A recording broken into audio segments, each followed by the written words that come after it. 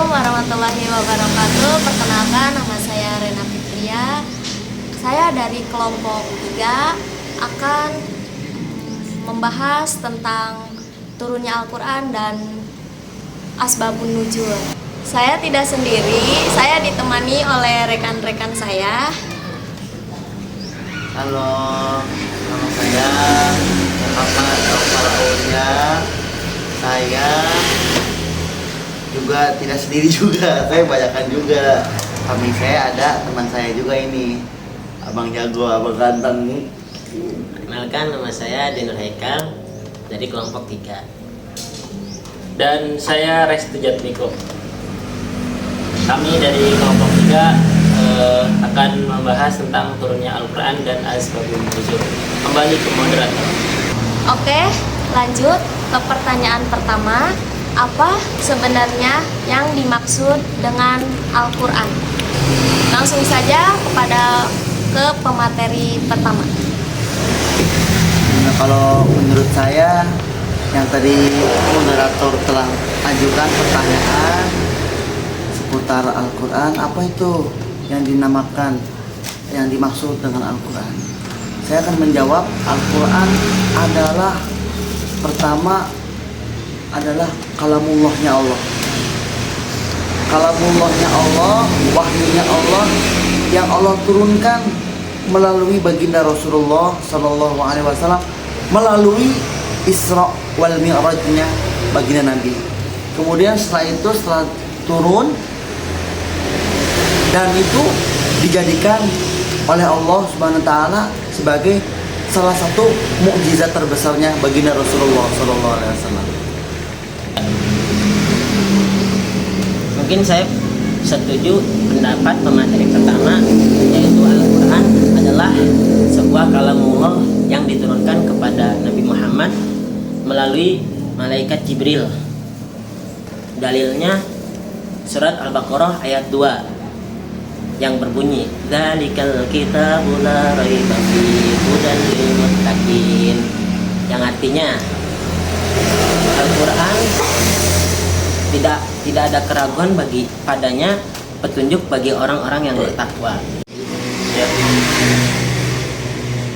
Baik, terima kasih pemateri pertama dan pemateri kedua.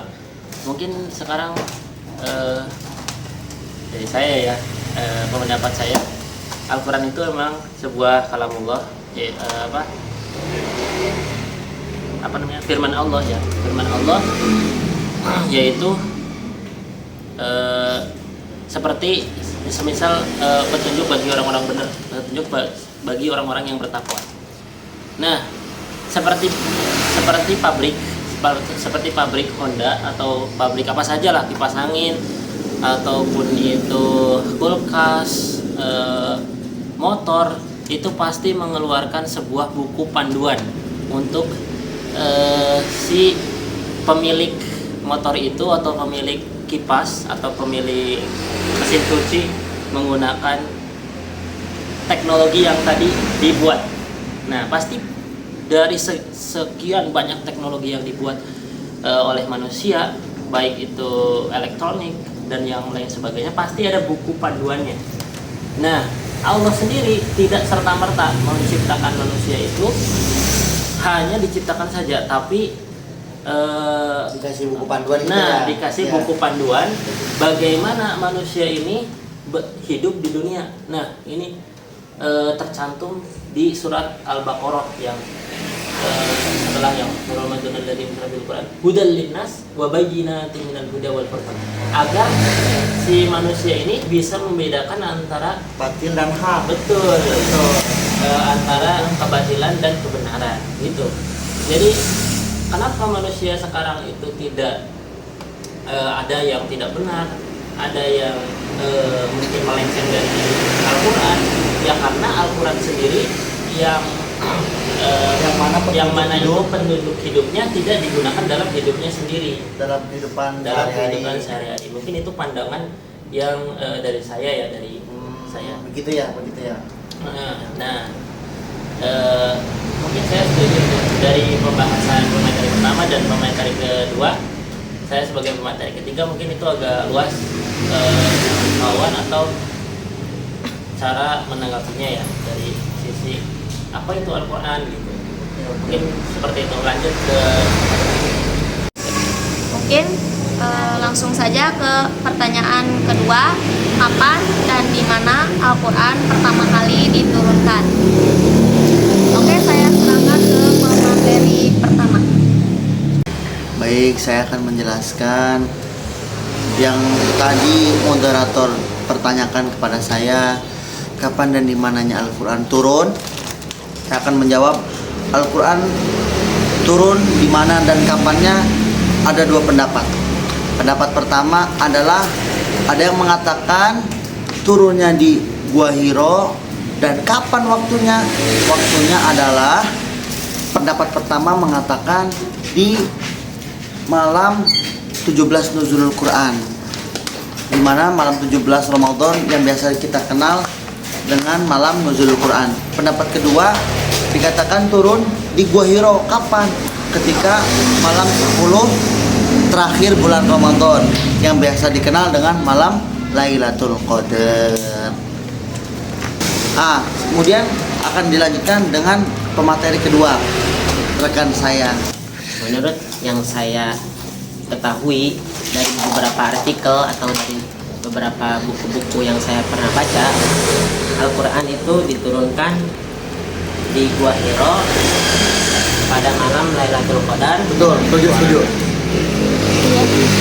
Atau bulan Ramadan, tepatnya 17 Ramadan pada tahun 610 Masehi sebelum Nabi Hijrah, dan pada usia 40 tahun Nabi. Dan surat pertama Al-Quran itu surat Al-Alaq ayat 1 sampai 5 yang berbunyi, A'udzubillahi minasyaitonirrajim. Bismillahirrahmanirrahim. Iqra bismi rabbikal ladzi khalaq. Khalaqal insana min 'alaq. Iqra wa rabbukal akram. Alladzi 'allama bil qalam. 'Allamal insana ma lam ya'lam. Oke, baik. Ke pertanyaan selanjutnya, apa yang dimaksud dengan asbabun nuzul? Pertanyaan akan saya serahkan ke pemateri pertama. Baik. Saya akan menjelaskan apa itu asbabun nuzul. Asbabun nuzul adalah sebab-sebabnya turun. Asbab jamaknya dari kata sebab, nuzul adalah turun. Jadi sebab-sebabnya turunnya ayat Al-Quran. Contohnya seperti ini contoh. Jadi asbabun nuzulnya dalam ayat fankihu ma toba lakum minan nisa masna wa thulatha wa ruba' adalah waktu itu zamannya Rasulullah memang menikahi 9 ya? 9, ada yang mengatakan berapa? 11. Nah, di situ dikatakan sunnah. Umat Nabi sudah mengerjakan sunnah. Sunnah itu apa sih sunnah? Sunnah adalah ketetapan, kebiasaan, perkataan dan perbuatan Nabi itu. Berarti kalau Nabi aja nikahnya 9 atau 11 itu dinamakan sunnah, berarti umatnya harus nikah juga seperti itu karena mengikuti sunnah Rasulullah. Maka Allah SWT turunkan ayat itu, fankihu ma toba lakum minan nisa masna wa thulatha wa ruba'. Nikahilah oleh kalian wahai laki-laki wanita-wanita yang kalian senangi 2, 3 atau 4. Nah, disitulah sebab-sebabnya turun. Salah satu sebabnya turun ayat fankihu ma toba lakum minan nisa. Itu Yang saya ketahui dari beberapa artikel atau sebuah buku, menurut pendapat Abdullah bin Mas'ud, Umar bin Khattab dan Mu'adz bin Jabal bertanya kepada Rasulullah SAW tentang hukumnya khamar yang sering dilakukan oleh orang-orang Arab sebelum Islam, yang sudah mulai dipertanyakan sejak Islam mulai muncul. Berlanjut ke pemateri ketiga, waktu dan tempat saya persilakan. baik. Mungkin akan ditempatkan dari materi kedua ya. tadi benar. Jadi materi 1 dan materi 2 bahwa asbabun nuzul adalah sebab-sebab turunnya ayat tersebut gitu. Seperti yang materi kedua sampaikan, jadi emang sebelum Islam datang itu para masyarakat Arab itu dulunya adalah seorang pemabuk. Emang dulunya belum dihalalkan gitu. Apa namanya, masih legal, minuman keras masih legal, masih dilegalkan. Pada saat itu Ada salah satu sahabat yang mana sholat dia masih mabuk. Makanya diturunkanlah ayat wala taqrabu sholat wa antum sukara, jangan kalian mendekati sholat wa antum sukara, sementara kalian dalam keadaan sukara, dalam keadaan mabuk. Terus dalam surat Al-Baqarah yang ayat 119, yas'alunaka 'anil khamri anil khamri wal maisir qul fihima ismun kabiru wa manafi'uhuma, dan apa kemanfaatannya itu wa manafi'uhuma akbar min naf'ihima, dan apa keburukannya itu lebih besar daripada kemanfaatannya. Makanya mungkin itu salah satu Allah mengharamkan homer, karena homer yang pertama bahkan ada yang dikatakan loh, yang ada orang tuh membunuh yang pertama gara-gara homer. Kenapa homer diawalkan? Jadi situ nggak apa ya, melebar sedikit ya. Karena misalkan dulu tuh ada cerita padahal ini tuh orang yang bertakwa. Iya betul.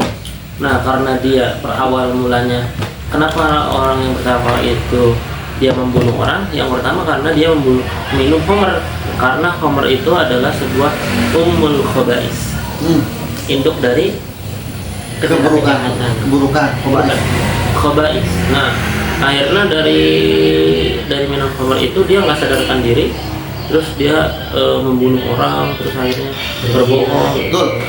Makanya itu salah satu asbab juga ya kan, asbab atau sebab mengapa homer diharamkan. Lalu diturunkanlah ayat itu.